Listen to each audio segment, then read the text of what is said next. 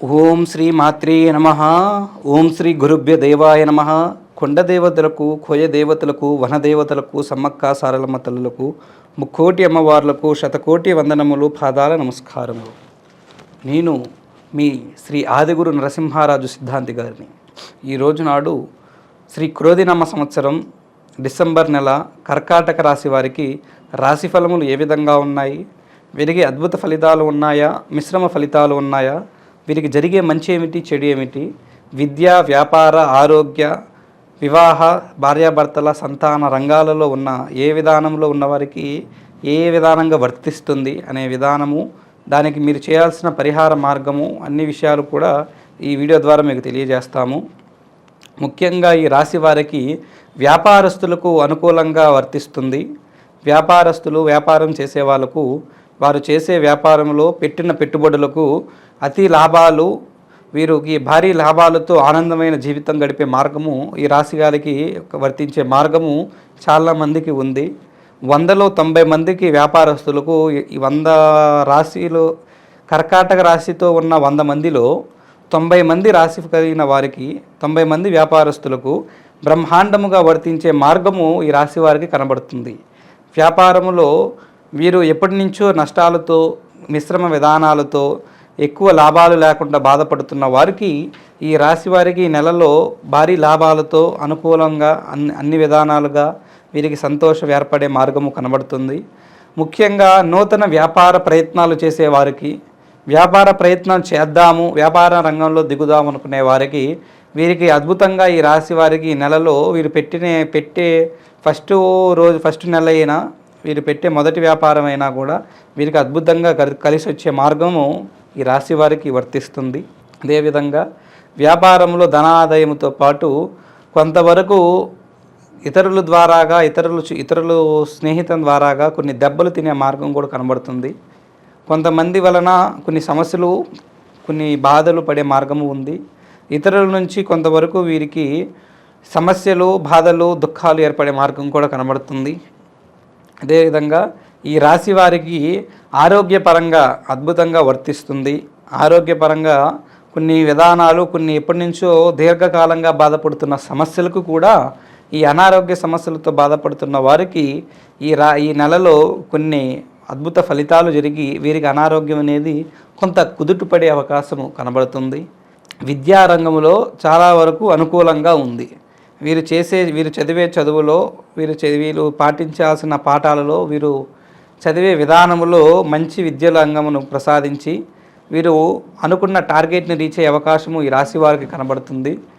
వీరికి భార్యాభర్తల మధ్య అనేది సఖ్యత చాలా తక్కువగా ఉంది. భార్యాభర్తల మధ్య దాంపత్య బలం అనేది వీరికి అంత అనుకూలంగా లేదు.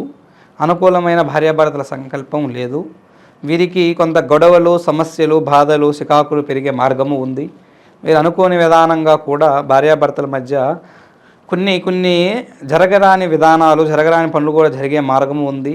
కొంతమందికి చిన్నవాటికి రేజ్ అయిపోయి చిన్న సమస్యను, చీమంత సమస్యని వారు పెద్ద సమస్యను చేసుకొని కొన్ని బాధలు కూడా పడే మార్గము భార్యాభర్తల దాంపత్య సఖ్యతకు కనబడుతుంది. అదేవిధంగా ఈ రాశి వారికి విదేశీ ప్రయాణం చేయాలనుకున్న వారు, విదేశీ ప్రయాణంలో వీరికి అద్భుత ఫలితం ఉంది. వీరు అప్లై చేసుకున్న వీసా కానీ, వీరు వెళ్ళాలనుకున్న ప్రదేశం కానీ, వీరి సహకారం ప్రకారము విదేశీ ప్రయాణంలో మంచి లాభాదాయమే ఉంది. వీరు వెళ్ళిన తర్వాత కూడా వీరికి అంతా అనుకూలంగానే ఉంటుంది. అదేవిధంగా ఈ రాశి వారికి ప్రేమించుకున్న వారి మధ్య గొడవలు, సమస్యలు, చికాకులు పెరిగే అవకాశం అనేది కనబడుతుంది. ఈ ఒక కర్కాటక రాశి వారికి కలిగిన ప్రేమ సంబంధించిన విషయాలలో వీరు కొన్ని అనుకోని బాధలు, పడరాని సమస్యలు కూడా పడతారు. వీరు మానసికంగా ఒక సమస్యలతో మానసికంగా వేదన పడే మార్గము ఉంది. ఈ ప్రేమ విషయంలో మధ్య వ్యక్తుల కంటే వీరికి పర్సనల్గా కొన్ని గొడవలు, సమస్యలు కూడా జరుగుతాయి. ఈ విధానంగా ప్రేమించుకున్న వారు కొన్ని బాధలతో, సమస్యలతో వీరి జీవితం గడుపుతారు. ఈ నెలలో ఆ బాధలు అనేవి ఎక్కువగా అవుతాయి. ఈ విధంగా ఈ రాశి వారికి ఈ నెలలో ఈ రంగాలలో ఉంది. దీంతో పాటు వీరికి సంతాన మార్గంగా, వీరికి కొంతవరకు సంతానం అందే విషయాలలో కొంత సమయం పడుతుంది, కొంత లేట్ అయ్యే మార్గం కనబడుతుంది. ఇది ఈ రాశి వారికి జరిగే రాశి ఫలాలు ఈ ఒక విధానంగా ఉంది. దీంతో పాటు వీరికి చేయాల్సిన పరిహార మార్గము, వీరికి రాశి వారికి కొంత అనుకూలంగా ఉన్న వారికి ఇంకా అనుకూలతగా పెరిగేటట్లు, అనుకూలంగా లేని వారికి కొంతైనా అనుకూలంగా ఉండేటట్లుగా వీరు చేసుకోవాల్సిన పరిహార మార్గము ఏ విధానంగా ఉందో ఈ వీడియో ద్వారా మీకు తెలియజేస్తాము. దానికి ముందుగా ఈ కర్కాటక రాశి వారు గురువారం రోజునాడు సాయిబాబా మందిరానికి వెళ్ళి ఆ సాయిబాబా మందిరానికి వెళ్ళి ఆ షిరిడి సాయినాథాను దర్శనం చేసుకొని షిరిడి సాయినాథ చుట్టూ కుదిరితే 3 ప్రదర్శనలు చేసి ఆ ఒక దర్శనం చేసుకున్న తర్వాత ఆ సాయిబాబా మందిరంలో ఒక 10 నిమిషాల పాటు కూర్చొని సాయి మంత్రాన్ని జపం చేస్తూ ఆ సాయి గాయత్రి మంత్రాన్ని కంఠోపాఠం చేసి వీరికి ఉన్న సమస్య బాధలు అనేవి కొంత తెలియజేసి ఆ విధానంలో మందిరంలో వీరి పేరు మీద అర్చన అభిషేకాలు కూడా జరిపించడం వలన వీరికి కొంత ఫలితములు, కొన్ని మంచి ఫలితములు అనేవి దొరుకుతాయి. అదేవిధంగా ఈ రాశి కలిగిన వారు ముఖ్యంగా గోమాత దగ్గరకు వెళ్ళి ఆవుకి, గోవుకి వీరి చేతి నుంచి బియ్యాన్ని దానం చేస్తే వీరికి కొన్ని అద్భుత ఫలితాలు అనేవి కనబడతాయి. గోమాత దానం అనేది వీరు చేయాల్సిన మార్గము కుదిరినన్ని రోజులు, కుదిరినన్ని సార్లు చేయండి, మీకు చాలా మంచిది. అదేవిధంగా ఈ రాశి కలిగిన వారికి కొన్ని అనుకోని బాధలు, పడరాని బాధలు, సమస్యలతో బాధపడుతున్న వారు, ప్రేమించుకున్న వారు మధ్య వ్యక్తుల వలన దూరం అవ్వడం కానీ, వాళ్ళ పర్సనల్ సమస్యలతో బాధపడుతున్న వారు కానీ, కొంతమంది భార్యాభర్తల మధ్య కొన్ని పడరాని సఖ్యతలతో దాంపత్య విధానంలో బాధపడుతున్న వారు కానీ, వ్యాపార రంగంలో, విదేశీ రంగంలో, విద్యారంగంలో మీ విధానంలో జరిగే మంచి కంటే ఎక్కడో కొంతమందికి చెడు జరిగే అవకాశం ఉందని తెలియజేశాము కదా. ఆ ఉన్న రంగంలో ఉన్నవారు ఆ సమస్యలు అనేవి బాధపడుతూ దుఃఖపడుతున్న వారికి ఆ ఒక దుఃఖాన్ని, సమస్యను పరిష్కరించుకునే మార్గము మా దైవ సంకల్పం ద్వారాగా మీకు ప్రసిద్ధించే మార్గము చేస్తాము. ఏ సమస్యలతో బాధపడుతున్నా మా నెంబర్కు కాంటాక్ట్ అయ్యి మాకు ఫోన్ చేసి మీ సమస్యలను తెలియజేసుకోండి.